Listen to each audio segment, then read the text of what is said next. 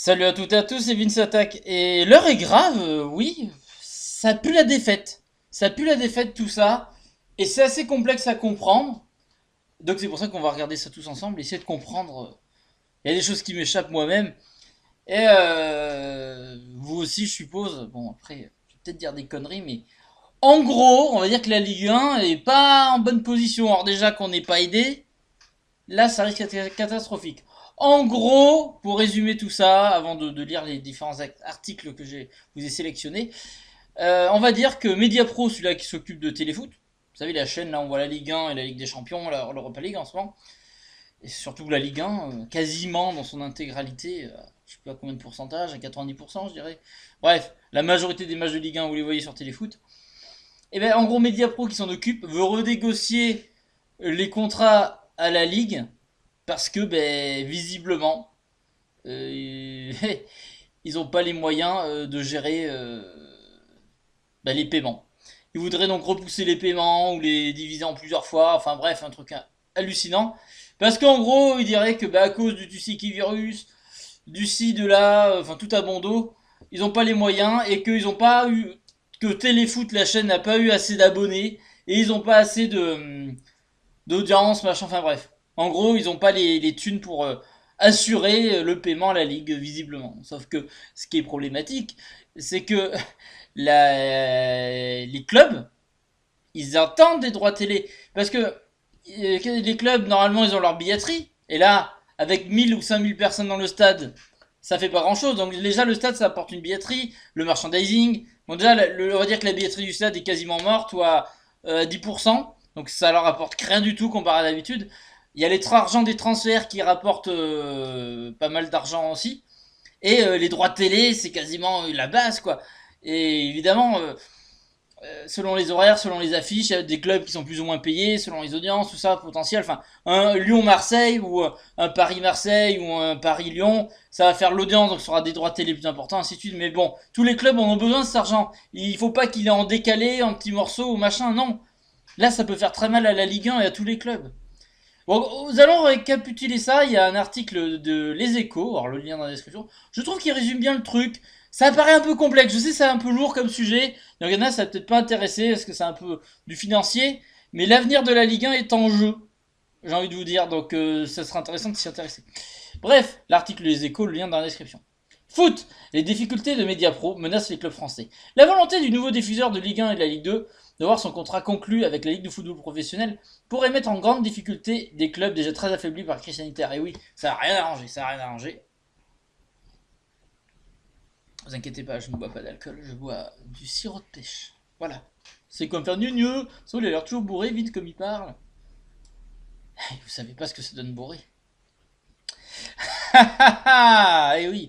Bon alors, après une saison 2019-2020 épouvantable pour cause d'arrêt brutal des compétitions, le football professionnel français va-t-il connaître une saison 2020-2021 catastrophique pour cause de difficultés financières de Mediapro? Le nouveau diffuseur, la Ligue 1 et la Ligue 2. C'est vrai qu'il y a la Ligue 2, bordel, je vous l'ai pas dit, mais c'est vrai, mais bon. On n'est pas beaucoup à regarder, je pense, à part ceux qui supportent les clubs en question. À tort, parce qu'il paraît qu'il y a des bons matchs en Ligue 2. Mais bon, pas le temps de tout regarder déjà, de suivre un peu la Ligue 1, Lyon, l'équipe de France, déjà, ça prend du temps, alors j'imagine pas le reste, quoi. En officialisant sa volonté de rediscuter le contrat de la saison en cours, Jaume Roures, putain c'est bizarre hein, de s'appeler Jaume, le patron du groupe audiovisuel espagnol a suscité, ah oui c'est espagnol, les plus vives inquiétudes alors que le foot pro tricolore est d'ores et déjà sérieusement affaibli. C'est toute une industrie qui est menacée, estime le fondateur de l'Observatoire du sport business, Vincent Chaudel. De son côté, Christophe Le Petit, le responsable des études économiques et du partenariat du Centre de droit et d'économie du sport de Limoges, représente Limoges, la Tessie. Et oui, Limoges. Putain, j'étais pas prêt là. Et oui, mais Limoges, c'est là où on forme les plus grands entraîneurs. Zidane, il a été formé à Limoges. Et oui, les gens. Ah, ça vous embouche un coin, hein. Vous, on n'a pas de club de foot. Hein, on est en DH. Mais on a formé Zidane, nous. Real Madrid, ça doit à Limoges. Et oui. Il se passe plein de choses à Limoges sur le sport. Oui. J'aime bien, je m'enflamme. Donc voilà. Alors j'étais enflammé sur Limoges, donc voilà. Christophe Le Petit, responsable des études économiques et des partenariats du Centre de droit d'économie du sport de Limoges, évoque un risque d'effondrement selon l'évolution des relations entre Mediapro et la ligue professionnelle LFP. Jaume Roures s'est imposé comme le gagnant du dernier appel d'offres de la LFP en s'engageant à verser 820 millions d'euros par an, bordel de cul. C'est énorme. En voulant renégocier son contrat alors que les clubs sont déjà fragilisés par la limitation de public dans les stades et la faiblesse du marché du mercato. C'est ce que je vous disais. En plus, le prix du mercato a baissé, les stades, ça redonne quasiment plus d'argent. C'est la cata. Mediapro ne remet en cause son effet amortisseur, d'autant que, dans le contexte actuel, il accentue la télédépendance des clubs. Ben oui, ils ont encore plus besoin des droits télé. Il faudrait même les augmenter pour que les clubs s'en sortent en fait. Lors de la saison 2018-2019, en plus, je coupe, mais au Blassage, vu qu'il y a moins de... Les supporters qui vont au stade habituellement, ils auront plus tendance à justement à se prendre un abonnement téléfoot, parce qu'ils avaient l'habitude de le voir tout le temps en stade, et ben là, pendant peut-être un an, ils vont être obligés d'aller regarder qu'à la télé, donc ça va leur faire plus de public normalement, c'est ça qui est bizarre. C'est ça qui est fou. Alors je sais que des 1000 chaînes c'est chiant, mais après moi je vais vous dire comment je l'ai téléfoot. J'avais RMC Sport, j'ai voulu résilier parce que je voulais prendre téléfoot à la place. Ben ça m'a proposé, ben écoute, pars pas, pendant un an, tu payes toujours 19 euros et t'as téléfoot gratos pendant un an. Moi ça me coûte que 19 balles et j'ai RMC Sport en plus. Et j'ai la chance d'avoir MyCanal, c'est mon père qui me file son lien quoi. Donc moi le foot ça me coûte 19 euros à regarder. Moi je m'en sors bien, mais je comprends que ça fait chier de payer autant de choses. Autant donner autant d'argent pour regarder du foot. Moi perso je m'en sors bien, je suis honnête avec vous, voilà. Lors de la saison 2018-2019, le montant des droits de rediffusion à la télévision de L1 représentait déjà au global 80% des revenus de l'élite hors transfert, ce qui est énorme. Et ce quasi tiers n'était qu'une moyenne car l'importance de ces droits TV domestiques est bien plus sensible encore pour les clubs. Mais là ça pourrait monter à 50% vu que il y a les transferts, ça revient moins cher. Les stades, ils sont à 1000 ou 5000 personnes. Enfin, je veux dire, il y a personne quasiment qui va au stade. Donc, les revenus des stades. Et du coup, du merchandising baisse parce que tu as plus tendance à aller acheter des goodies quand tu vas au stade. Voilà, moi j'ai acheté le maillot d'Awar que j'ai acheté, par exemple, j'ai acheté au Groupama Stadium. Voilà, parce que j'ai allé au Groupama Stadium, je fais une pierre de coups.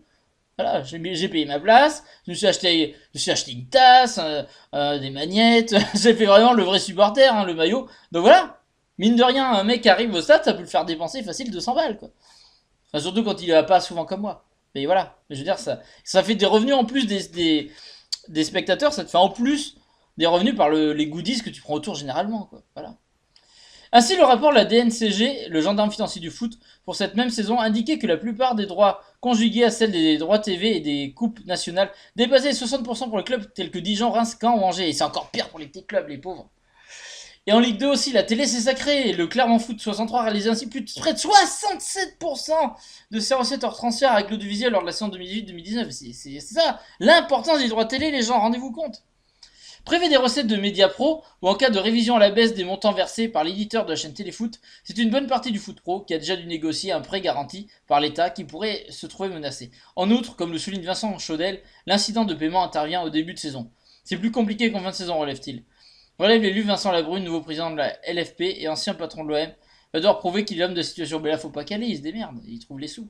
Moi, je suis sûr qu'ils les ont. Oui, de dire mieux, on a plus de sous, machin, alors que les gens, théoriquement, vont plus regarder la télé que d'habitude, parce que ceux qui vont au stade, il y a qu'à une bonne majorité qui n'auraient pas pris d'abonnement, qui vont le prendre. Même si je sais que tout le monde n'a pas les moyens, tout ça, mais quand même, ceux qui vont au stade et qui veulent suivre leur équipe, les ultras, machin, qui peuvent plus se déplacer, ils vont le regarder à la télé. Oui, même s'il avait peut-être avant, ceux qui l'avaient pas, il y a une chance qu'il y en ait au moins la moitié qui prennent un abonnement téléfoot. Et encore, je suis gentil. Donc il n'y a pas trop d'excuses, quoi. Les gens, du coup, peuvent pas aller au stade, ils regardent plus le foot, quoi. C'est dingue, quoi, d'avoir des excuses comme ça. Et du coup, là, j'ai vu une réaction de Pierre Ménès qui je trouve pertinente. Ouais. C'est intéressant. Donc, il y a foot01.com. On va le lire parce que je trouve sympa. J'aime bien Pierre Ménès. Bon, des fois, je suis pas d'accord avec lui, comme Daniel Riolo, mais son avis m'intéresse toujours. TV Média Pro accuse le Tushiki virus. Ouais, je dis pas le nom, vous savez. Pierre Ménès s'insurge.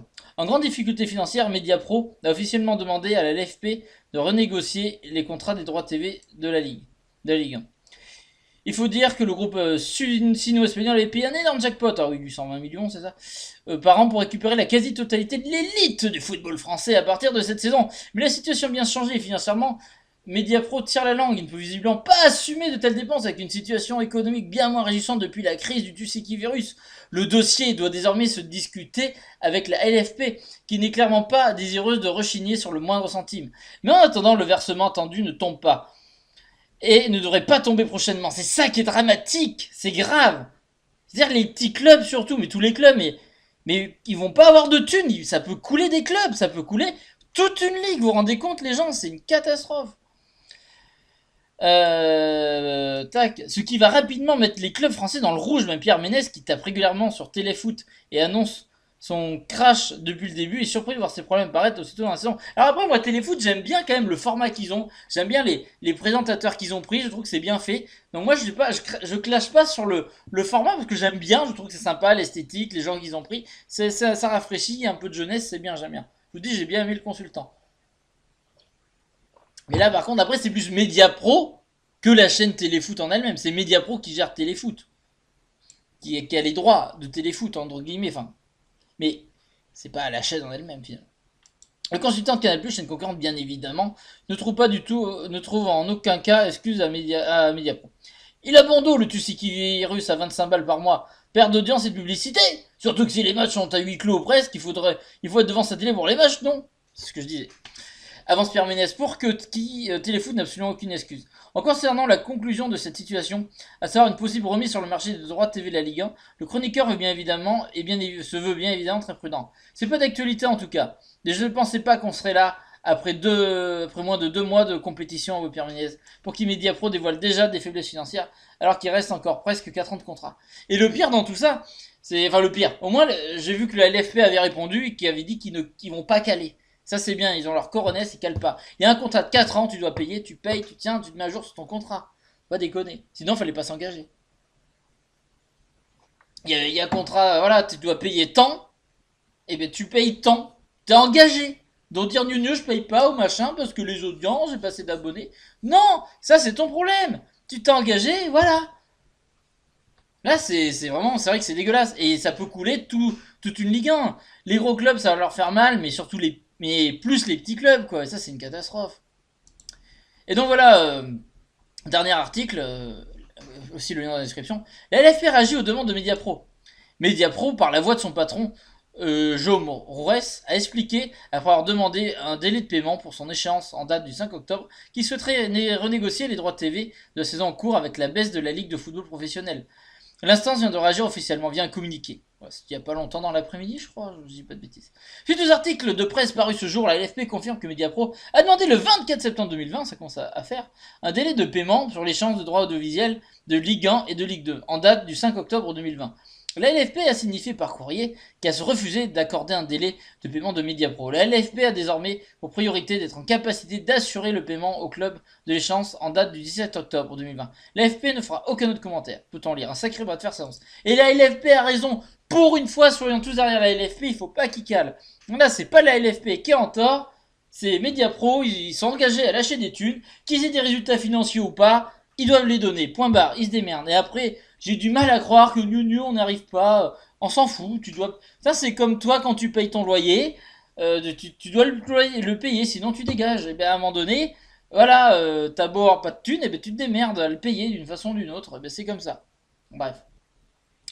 Donc voilà, faut être derrière la LFP pour une fois. Et ça va être un test pour la Brune qui vient d'arriver. On verra si c'est un bon. S'il gagne ce bras de fer, ça sera déjà preuve que finalement ça peut être un bon patron finalement. Ah ouais, non mais après je suis pas fan de la Brune, mais écoutez, on va compter sur lui. C'est tout. Et là, faut pas lâcher prise. Totalement. Bref, n'hésitez pas à me dire ce que vous pensez de cette affaire, si vous trouvez que c'est abusé, est-ce que vous pensez que c'est Mediapro qui a raison ou qui a tort, ou la LFP, mais bon, je pense que la question, comme dire l'autre, est vite répondue là. Hein, honnêtement, c'est Mediapro qui veut pas payer. Et bref, pensez que ce serait une catastrophe pour les clubs, comme moi, enfin, donnez-moi vos avis, j'ai hâte de lire et de vous répondre à vos commentaires. J'essaie de répondre petit à petit, je suis parfois à la bourre, désolé, mais j'essaie de répondre au plus possible aux commentaires malgré tout. Je vous remercie d'être aussi nombreux, tout ça, enfin, on est de plus en plus nombreux, la chaîne est de plus en plus vivante, c'est un truc de dingue quoi, j'adore. Je vous kiffe les gens, c'est génial. Donc voilà, donc n'hésitez pas à laisser un pouce bleu, à vous abonner, à partager la vidéo, la cloche pour les notifications. Et puis voilà, je vous dis à la prochaine pour d'autres vidéos et la suite de cette affaire qui est qui est terrible. J'espère que ça va s'arranger. C'est super intéressant. Mais je voudrais pas que ça coule notre football français. Et comme disait Daniel Riolo, c'est vrai qu'il avait marqué dans son livre. Faut vraiment que j'achète son livre à Daniel. Putain, c'est fou quoi. Bref, allez. Salut à toutes et à tous. Gros bisous tout le monde.